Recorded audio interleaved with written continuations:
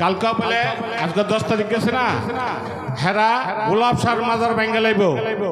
সবার কাছে অনুরোধ, সবাই যাবেন। যদি আহলে বাইতকে কেউ ভালোবাসেন তাহলে হাত তোলেন, আমরা সবাই যাব, সবাই যাব ইনশাআল্লাহ।